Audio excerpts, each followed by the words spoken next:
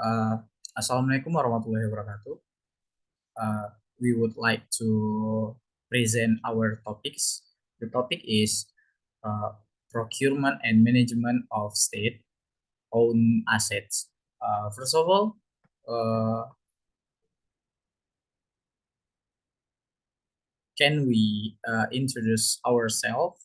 Uh, we have uh, Abdul Adim Mustaqim, and this is me, Kelvin Alfitra, Bagaskara Yunus Fahamsyah, and Deva Eki Wijaya. Okay, uh, we will start uh, our discussion. Uh, Deva, it's yours.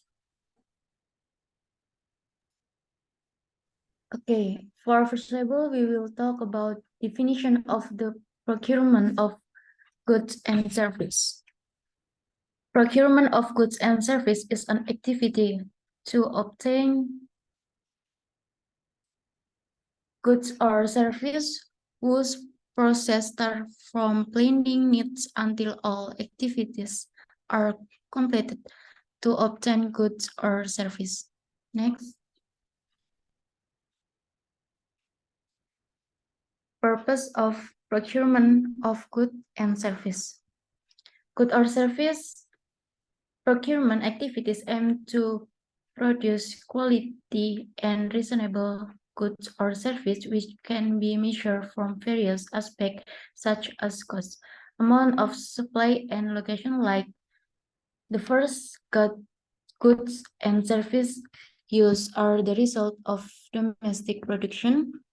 To increase the involvement of UMKM in every process of procurement of goods and service from the government, and can strengthen the role of national entrepreneurs, can support goods and service resulting from research, can increase the involvement of creative industries for development equity, and the last can create and encourage sustainable procurement. And next, continue by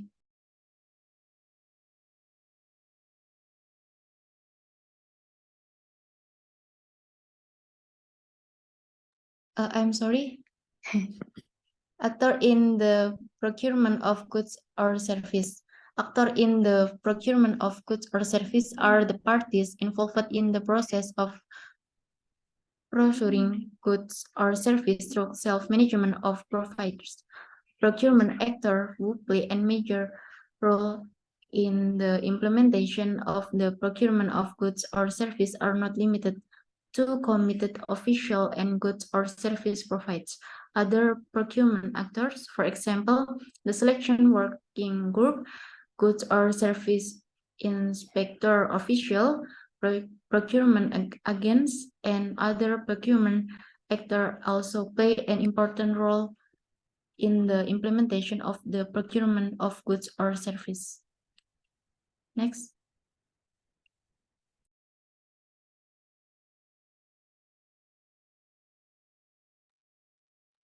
Okay, the next one will explain by me. Thank you, my friend Deva.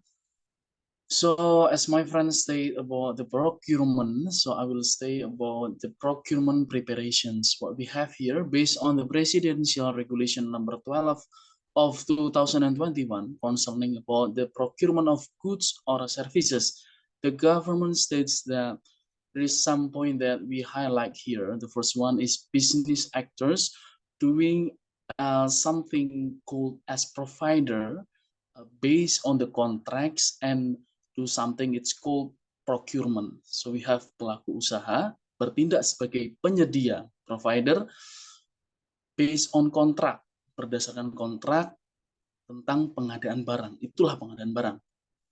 And the next one we have here.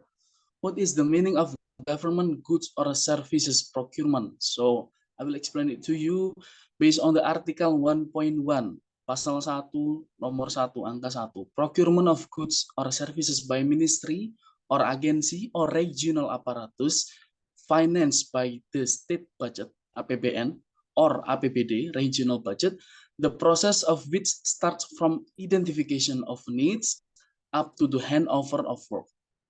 The next one is we're talking about the definition of goods or service provider. Penyedia tadi, Article 1.28 state that business actors who provide goods or service based on a contract, that's mean a business provider or the service provider. The next one we have here the definition of procurement activities using provider. Procurement of goods or services through provider is a way of obtaining goods or services provided by business actors. So the last one, we have a definition of goods or services procurement contracts. As we mentioned before, there is a contract. The contract for the procurement of goods or services, hereinafter referred as the contract, is a written agreement between the PA atau KPA atau PPK. Apa itu PA? Apa itu KPA? We will explain it later. And the in-house procurement provider or executor.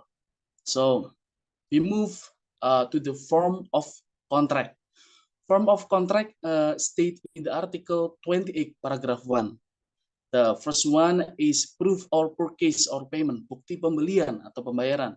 The second one is receipt or kwitansi. The next one is work order atau surat perintah kerja. Habis itu we have agreement letter or surat perjanjian, and the last one is mail order atau surat pesanan. As our lecturers say, there's three main principles in contract used in the procurement of goods or services, Article 27A. So we have the first one is efficiency, effectivity, and the last one is not violating statutory provisions. Can you move to the next slide, brother? Yeah. The next slide, we're talking about the selection of providers. Jadi penyedia tadi diseleksi lagi. The selections method for providers of goods or construction work, Article 38, consists of the first one is e-purchasing. The second one is direct procurement. The third one, direct appointment. Quick tenders. The last one is normal tenders or just tenders. Ada e-purchasing, pengadaan langsung, penunjukan langsung, tender cepat, dan tender normal atau tender aja. And the second one we're talking about, what I brought here is e-purchasing implemented for goods or construction work or other services that are in electronic catalogs or online stores based on the Article 38, paragraph 2. So it stated that the e-purchasing referred to in paragraph 1 above is carried out for goods that are already listed in existing electronic catalogs. Nah, electronic catalogs itu diatur juga, also regulated in the Article 71, paragraph 1, and shops in the network Article 72A. As I mentioned before, we have a electronic catalog. There are three subs of the electronic catalog. The first one is national electronic catalog, sectoral, and local. And within di sini we have toko dalam jaringan. There's a three subs of the toko dalam jaringan. The first one is standard. The second one is minimum risk, and the third one is there's a price obtained by the market. That is for the selection of provider. Move to the slide 3.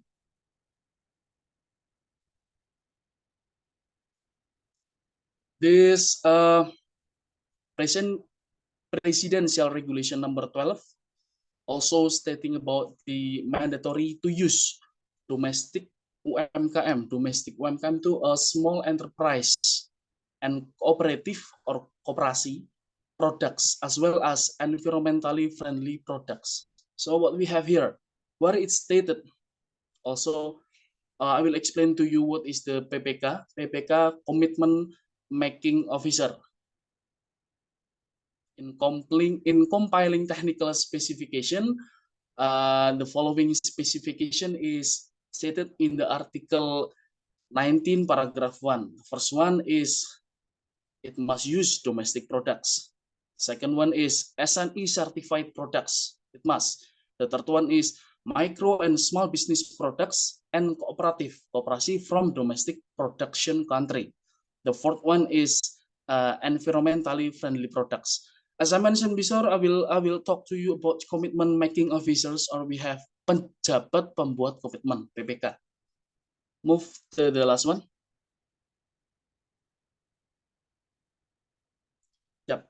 We have here LPSA, layanan pengadaan secara elektronik, or electronic procurement services. What is the electronic procurement services here? Means the LPSA system is a system developed by LKPP, Lembaga Kebijakan dan Pengadaan Barang dan Jasa, which is a non-department governmental agency that is under responsibility of President, was formed based on Presidential Decree number 106 of 2007.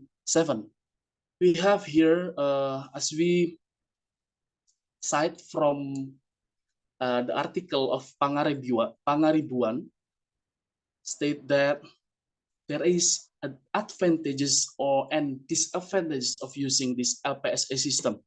The first one is the advantage in the left, on-time registrations, communication online, paperless, guarantee the quality of goods, auction implementation can be monitored directly. And what is the disadvantage? I'm sorry.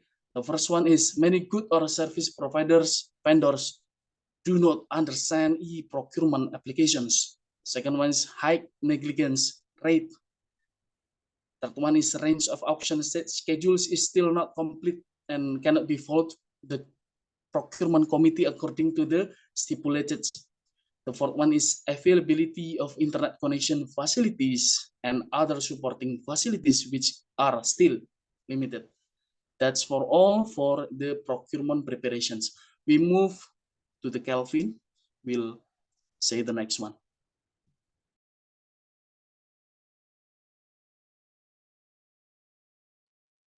Okay, thanks for change, brother Abduladim. Okay, we will talk about exchange and grants. I want to tell you from definition. By receiving the primary compensation in the form of goods, at least with a balanced value, exchange is the transfer of ownership of regional property that takes place between the central government and regional governments, between regional governments or between regional governments and other parties. Okay. How about grants?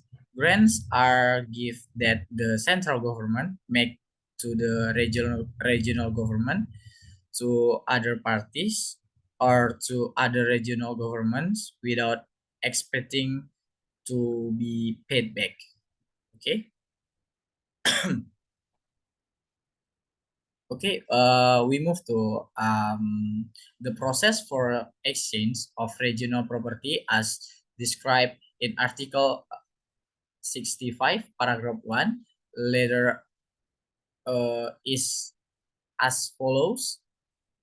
The first, we have the property manager first assess the need for exchange of regional property from a technical, economic, and legal standpoint.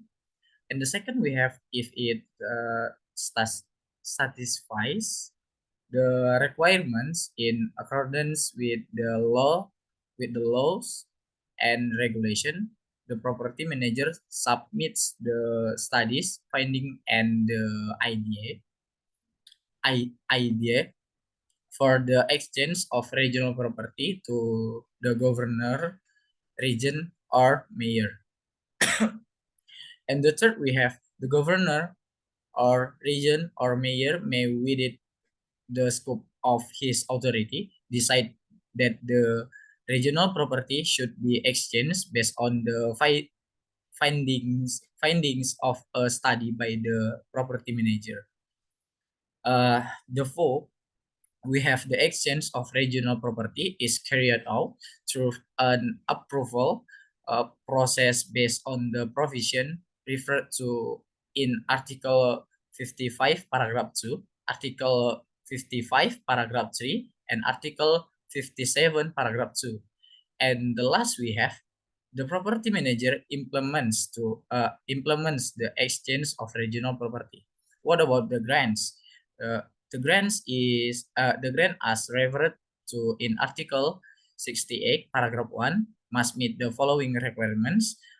The first we have not a state secret item, and the second we have not an item that controls the livelihood of many people and not required in the implementation of duties and function and the administration of regional.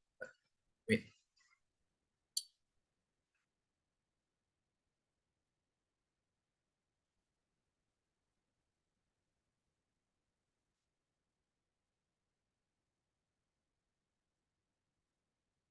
Okay. The third, we have not requirement in the implementation of duties and function and the administration of regional and state administration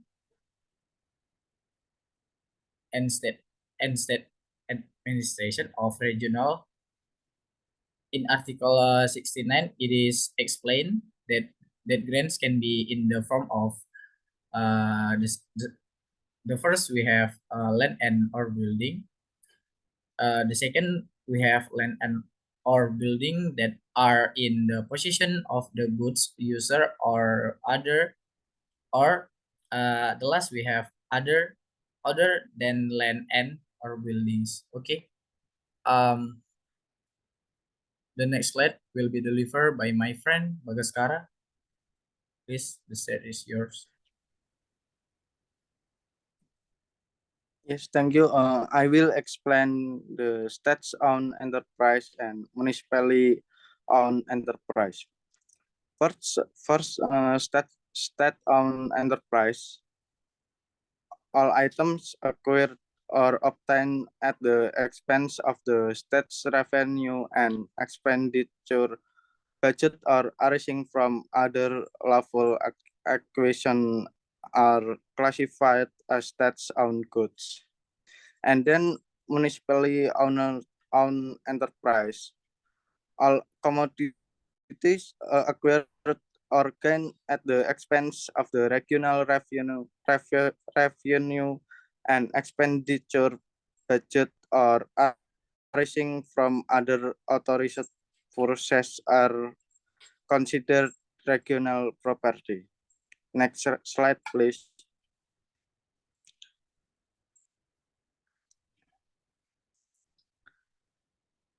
And then goods user are official who have the authority to use stats or regional property. They are responsible for coaching, supervision, and control. The state's property manager is the Minister of Finance who serves as the state's general treasurer. Next slide, please.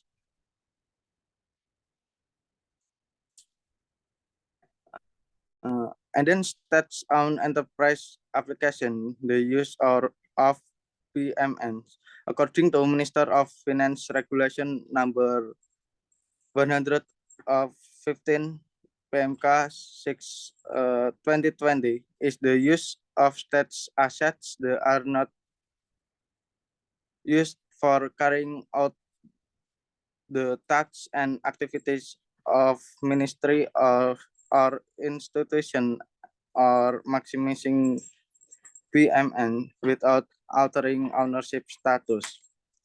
The use of regional owned enterprise was formed with the goal of contributing in regional development in particular and national economic growth in general in order to satisfy the needs of the people and contribute to a just and prosperous society.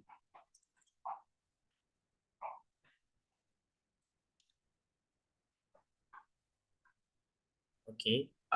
maybe that's all from our presentation. Thanks for listen and watch this presentation. Okay, Assalamualaikum warahmatullahi wabarakatuh.